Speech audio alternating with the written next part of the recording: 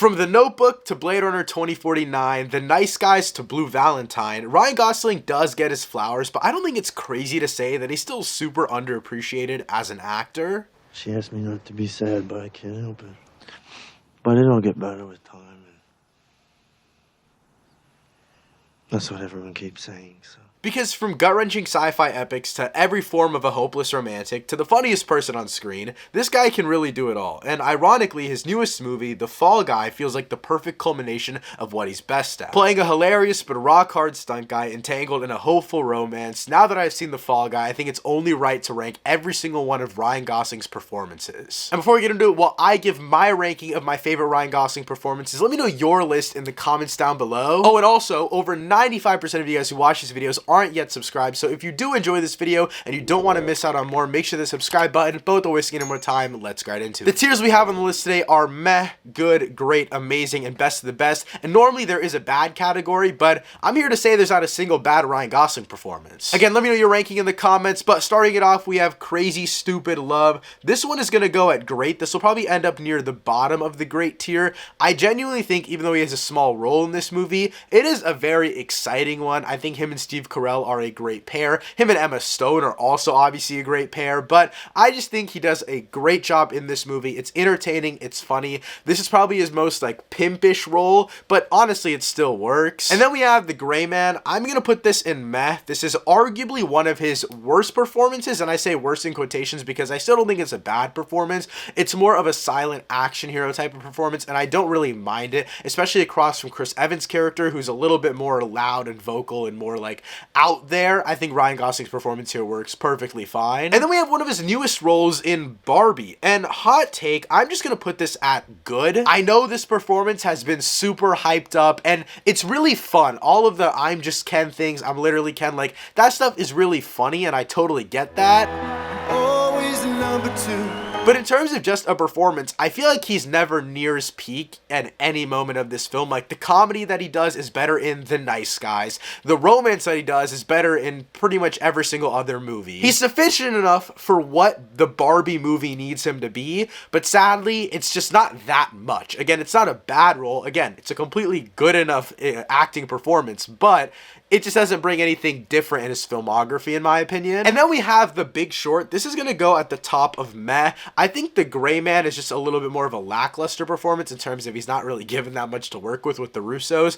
The Big Short, it's fun, but I feel like the movie just doesn't even rely on him that much, and so his performance is just the most average thing ever. Like, he's not supposed to be putting on a phenomenal performance, so inherently, it's just meh. I will say, I did watch this movie in preparation for this video, and I'm not as high on the movie overall as other people are. Moving up the list, we have The Place Beyond the Pines, and this one's gonna go at the top of great. I was actually surprised as to how little Ryan Gosling was in this movie. I'm not gonna spoil it because I feel like a lot of people haven't seen this movie, and I was really late to it, but bottom line, he's not in this movie as much as I really expected, but he's absolutely amazing for the part that he's in. And again, I don't want to spoil how much he's in or not in, so I'm gonna kind of stop talking about the runtime thing here. Performance alone, he gives one of his better career performances, but in general, there's not much substance for his character to work with as a character alone. Now, the impact of his character on other characters is undeniable, and while he is in it, he does play a very silent, mysterious, but also interesting and rootful character. So I'm very split on this one, but at the end of the day, it is a damn great performance, even though he's not in the movie for that long. And then we have The First Man. This one is going to go at the top of great as well. I absolutely love this movie, and most of you guys already know I'm a massive fan of Damien Chazelle, Justin Hurwitz. Everything that they do, I absolutely love, and this is no different. I think this is an absolute masterclass of a movie. It's the only Damien Chazelle movie that I haven't given 5 stars, and at that it's a 9.5 out of 10, so I absolutely love this film, and this one is actually based in real life, unlike any of his other characters. Like, it is it's about a real person, obviously. I find that idea of Ryan Gosling playing a real person for the first time to also also be a cool one, and he delivers on it. I think the romance of this movie is what really is at its core. You know, the Apollo missions, that's all interesting and that's all cool, but this movie isn't really focused in space travel. It's focused on the effects of that, and Ryan Gosling's chops from The Notebook, Lars and the Real Girl, even Drive and Place Beyond the Pines, all of these movies really come into effect here, and you really do get to see how all of his performances are accumulating to really work on the love story side of this film rather than just being like a space epic. And then we have his newest movie, The Fall Guy, and this one is going to go in great. It's going to go right above Place Beyond the Pines. I think The Fall Guy genuinely delivers some of the most entertaining Ryan Gosling moments just because it is a big action movie that also lets him use his romantic and action chops. This is what I kind of thought The Gray Man was gonna be, but The Gray Man just ends up being lackluster on all fronts. Now you can check out my full review for The Fall Guy if you haven't seen it already. It'll be linked in the description down below, but I think this movie is absolutely awesome overall. It's super duper fun. Emily Blunt and Ryan Gosling have so much great chemistry. It's not, you know, Margot Robbie or Emma Stone, at least in my books, but I think he works really well off of her. The storyline really aids his hopeless romantic kind of persona that he's been putting on, but also it works in the story itself and it doesn't feel like they're just doing a gimmick to the memes. And I think a lot of awesome memes are going to be made out of this movie too, so that's always a plus. And then we have Drive, and this is where we get into the amazing tier. Now, this might be a hot take, I guess, because I feel like this is just a very nonchalant, mysterious character, and a lot of people might find that performance to be a little bit boring, but I find this performance to be absolutely phenomenal. But this is literally me. If I drive for you, you get your money. You tell me where we start, where we're going afterwards. I give you 5 minutes when we get there. Anything happens in that 5 minutes and I'm yours, no matter what. Anything a minute either side of that and you're on your own. I don't sit in while you're running it down. I don't carry a gun. I drive. I can't believe we're this deep into the video and that's the first time I'm saying that. But guys, I love this movie. I think Ryan Gosling delivers such an amazing performance for really how silent he is. I mean, all of his movies in which he's a romantic, he is more on the silent side of it, and that's really how he conveys his emotions. But I feel like in Drive, it's more expressed through just like the cinematography itself, and you get that higher up on the list as well. But this is kind of the start of that in my opinion, and you know, it works perfectly. And then we have Blue Valentine, and at this point up on the list, guys, I genuinely could put everything in best of the best. I'm just not going to because having 5 movies in the best of the best is kind of crazy. So I'm gonna put it at the top of amazing, but this is like borderline best of the best. Ryan Gosling in Blue Valentine is phenomenal. This movie made me cry. I just watched it in preparation for this video, and it is life-changing stuff. Anyone call? No. Thanks. What do you think about love at first sight? You think you can love somebody just by looking at them? But the thing is, man, it's like I felt like I knew her. You know? You ever get that feeling? Yeah, like you've seen her before, you just know her. Yeah. It's a feeling. But actually, you really don't know her. Yeah, I don't, right? That's right. Michelle Williams is also in this movie, and we all know that she's always an amazing actress, but Ryan Gosling plays like a level of degenerate human being, but also a level of like his performance is so enthralling that you can't help but care for what he's trying to do. You can't care for this, you can care for this marriage that he's trying to save, and that's basically what this whole movie is surrounding. If you guys don't know, he's basically trying to save his marriage with Michelle Williams' character, and it's weird. It's a weird like amalgamation of ideas, and it definitely feels kind of a little bit inspired from Lars and the Real Girl, but also, you know, The Notebook and all of these different things. It really, really takes like the nice boy hopeless romantic, but it kind of turns him into this degenerate character. It's like, can you still root for him when he's doing all of these bad things that make you not want to root for him? And then we have The Notebook. This will be the final film in the amazing tier because, I mean, I'm shoving the rest of them in best of the best. I don't care. But The Notebook, I actually watched it for the first time recently as well, and it is fucking amazing. I cannot believe it took me this long to watch it. I was gonna wait to watch it in theaters because it re-released at Regal, but you know, I watched it at home and it was just as amazing. This is that core of, you know, Ryan Gosling romantic films, and I absolutely love it. I don't even know really how to explain it, but I don't know. There's there's this moment in the film where I truly fell apart, and I was like, yeah, this is the guy. 30 years from now, 40 years from now, what's it look like? If it's with that guy, go. Go! I lost you once. I think I could do it again.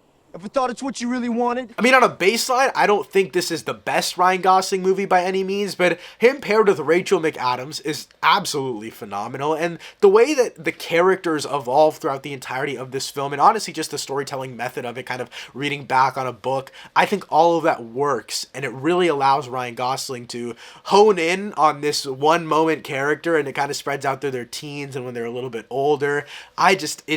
It's this idea of waiting forever or being with no one that Ryan Gosling is able to portray so well, and this one just hits. I don't know what to say. Getting into our top 4 though, we have The Nice Guys. This movie is easily going in the best of the best. This is where we start the best of the best here, because this shit is awesome. The Nice Guys is pretty much a full hopeless romantic departure from what he used to do, but it's still like a hopeless human being. Like, he is so hilarious in this movie. He's so entertaining, but he's also so depressing.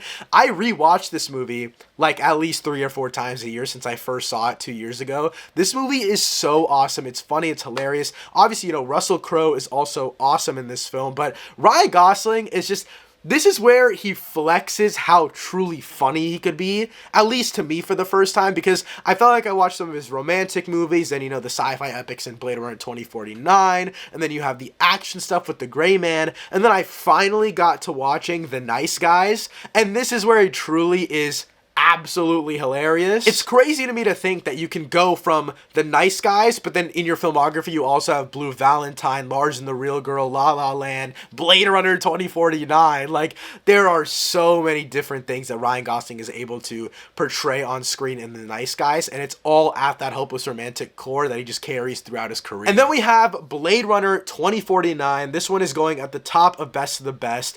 This movie is fucking awesome. It's from arguably my favorite director of all time, or my second favorite director of all time, Denis Villeneuve. It stars some of my favorite actors and actresses of all time, Ana de Armas, Ryan Gosling, even Dave Bautista's in this movie. It's just a very, very cool world. I love Blade Runner 2049 is for the vibes. It's so viscerally vibey. But again, this does have that core of, hopeless romantic that Ryan Gosling is commonly used to playing, but it kind of puts it in a completely different scenario. It puts it in this dystopian sci-fi world of, are you real or are you not real? And these elements, I think, go a lot deeper than just hopeless romantic. Like, it is truly about the hopelessness of life. It's a really interesting world building idea, and I think Denis is he's really able to balance the scale and scope of Blade Runner while also being able to narrow it down onto a performance that's upheld by Ryan Gosling. And then we have La La Land. This one is going right below Blade Runner 2049,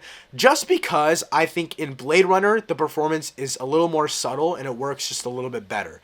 As for La La Land, this movie absolutely rips my heart open. And it's awesome too, but it rips my heart open. I think this is the movie where Ryan Gosling truly gets to showcase a lot of the talent and skill he has as an actor that isn't just hopeless romantic. And what I find so really just riveting about this performance is the fact that him and Emma Stone are able to go back and forth on each other, and this relationship is so openly viewed as to the viewer, and obviously that is in big part to Damien Chazelle and Justin Hurwitz's score and all of the technical elements behind this film. I'm not denying that everything else isn't at the top of its game, but La La Land is a 5-star film all around, and I think to be able to do that, I mean, Ryan Gosling, he's not accumulating every single performance from his entire filmography, but he really is driving home that nail in the coffin from something like The Notebook. But rather than it just being his character being like, oh, I'll wait for you forever, I just don't really know how to explain it. I mean, I feel like La La Land literally hits everyone. I don't know a single person that dislikes this movie. Anyways, moving into the top spot, and number 1 for me is Lars and the Real Girl. This is going in first place. I actually finished watching this movie the night before making this video, and this is one of those life-changing movies. Like, this is Blade Runner 2049. This is La La Land. This is Blue Valentine. This is The Notebook. It is just crazy that Ryan Gosling has a catalog of performances that can be so life-changing to one person.